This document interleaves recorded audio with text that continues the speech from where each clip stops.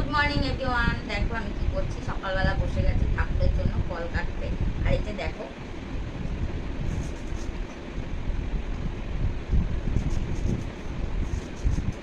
বটিটা নিয়ে যাচ্ছে না, যে তাও হয়ে যাচ্ছে। এই দেখো বিশাল একটা তরমুজ, এটা কেটে আগে ঠাকুরকে দেবো, তারপর এটাকে শরবত বানাবো। তো তোমরা দেখো, কেটে দাও।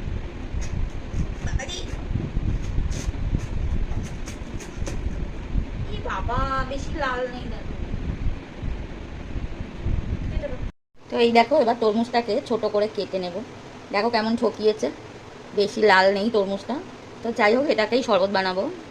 তো কেটে নিচ্ছি এইভাবে আগে।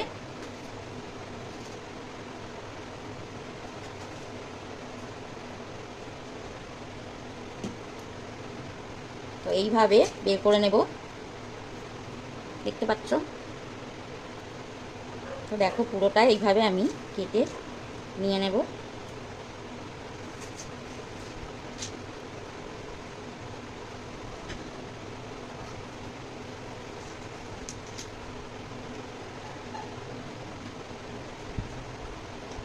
এই দেখো, কিন্তু একটু দানা কম আছে। তো এই দেখো কেটে নিয়েছি, এবার দানাগুলো একটু বাদ দিয়ে দেবো। খুব বেশি দানা নেই, আর দু একটা থাকলে কিছু অসুবিধা নেই। এই যে দেখো, খুব বেশি দানা নেই। তো এই দেখো নিয়ে নিচ্ছি মিক্সির বোলের মধ্যে, আর দিয়ে দেবো কিছুটা বাতাসা। তোমরা চিনি দিতে পারো, আর লেবু, কিন্তু আমি ওগুলো আজকে কিছুই দেবো না। লেবু তো দেবোই না, আজকে শুক্রবার, আমি সন্তোষী মায়ের পুজো করি।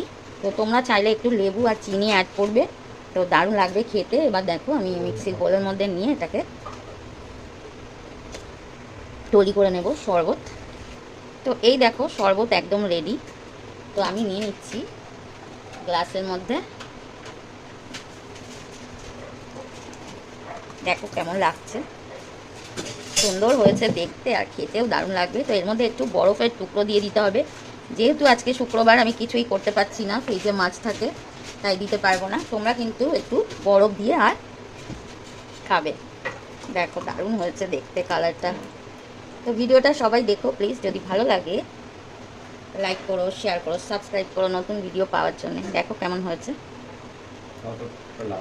তো এই দেখো শরবত একদম রেডি, তরমুজের শরবত।